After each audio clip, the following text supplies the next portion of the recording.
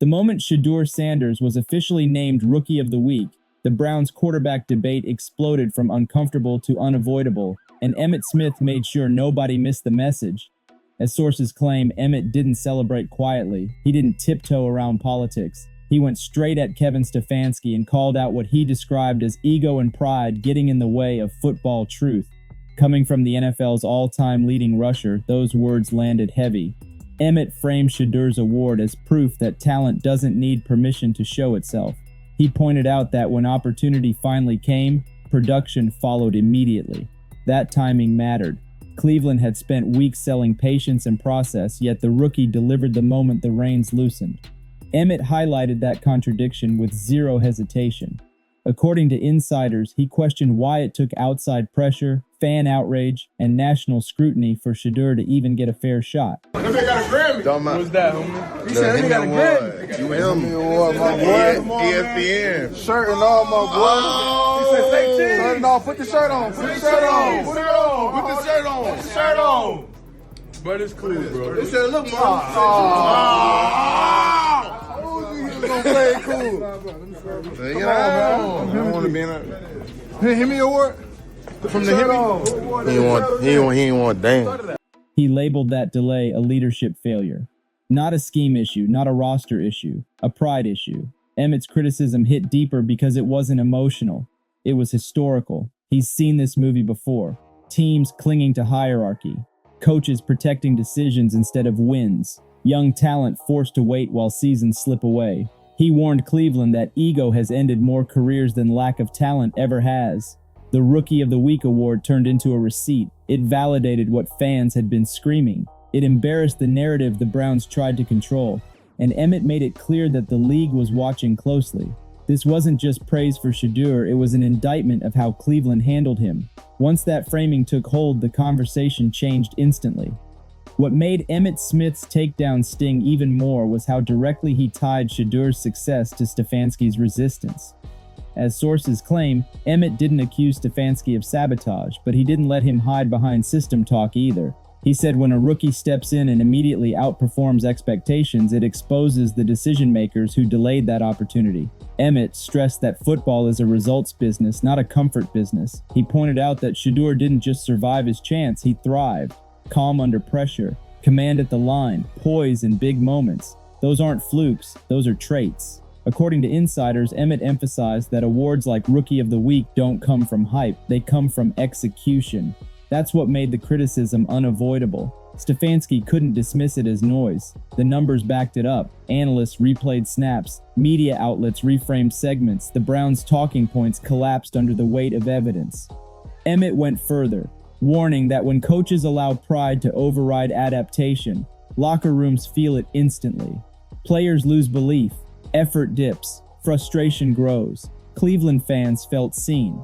Veterans across the league nodded silently. The message was simple but brutal. Shadur didn't need saving, he needed opportunity. And once he got it, he proved the delay unnecessary. Emmitt's words stripped away excuses. The Rookie of the Week award wasn't just a personal milestone, it became a spotlight on Cleveland's hesitation. And under that spotlight, Stefanski didn't look cautious. He looked stubborn. Inside league circles, insiders say Emmitt Smith's comments shifted the power dynamic around this situation in a way Stefanski couldn't ignore. According to sources, when legends speak this directly, front offices listen. Emmitt framed the issue as a cultural failure, not a tactical one. He said organizations that punish readiness by delaying opportunity eventually lose both. That warning echoed loudly. Analysts immediately connected Emmitt's criticism with what Tom Brady, Troy Aikman, and others had already hinted at. This wasn't a one-off opinion anymore. It was a pattern of elite football minds seeing the same flaw. Ego before execution. Pride before progress. Shedur's Rookie of the Week award acted like confirmation bias made real. It proved the problem wasn't readiness, it was trust. Emmitt made it clear that trust withheld for political reasons always backfires. According to insiders, Stefanski's seat grew noticeably warmer after the comments circulated. Ownership doesn't panic over one game, they panic over narratives that won't die. And this one won't. Fans now have proof, media now has quotes, players now have validation. Emmitt's takedown wasn't loud for attention, it was sharp for impact. He closed by saying football always exposes ego eventually, Either you adjust, or the game humbles you publicly. Cleveland now stands at that crossroads. The Rookie of the Week award wasn't the end of the story. It was the beginning of accountability, and Emmitt Smith made sure the entire league understood that. As the reaction to Emmitt Smith's comments spread, insiders say the Browns' internal response exposed just how deep the divide has become between results and reputation. According to sources, the organization attempted to soften the blow with careful messaging, but the damage was already done.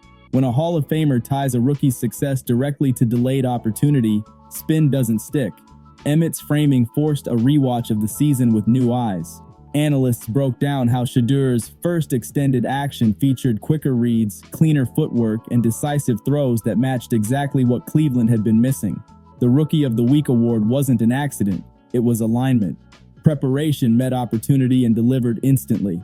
Emmitt called that alignment the real embarrassment, not for the player, but for the coaching staff that waited so long to trust it. According to insiders, Stefanski's defenders tried to argue long-term planning, but that argument collapsed under immediate results.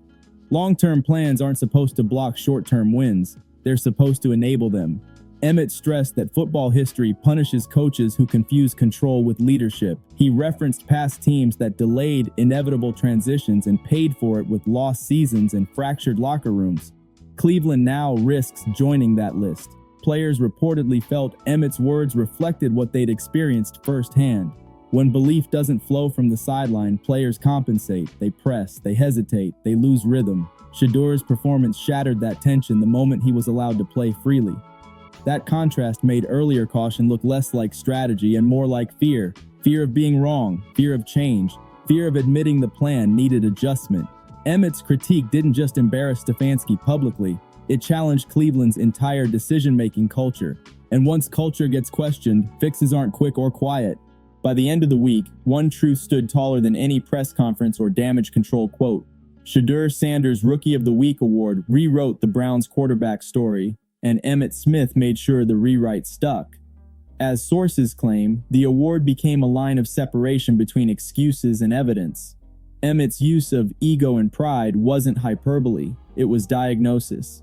He made it clear that when leadership delays opportunity to protect decisions, football eventually exposes the mistake. Cleveland is now living in that exposure. Fans aren't debating hypotheticals anymore. They've seen production, analysts aren't guessing, they're comparing results. The Browns can still pivot, but the cost of delay has already risen. Every week Shadur sits after proving himself will feel intentional. Every conservative call will feel louder. Every loss will reopen Emmitt's warning. The league has a long memory for moments like this. They become turning points in documentaries and retrospectives, not because of drama, but because of clarity.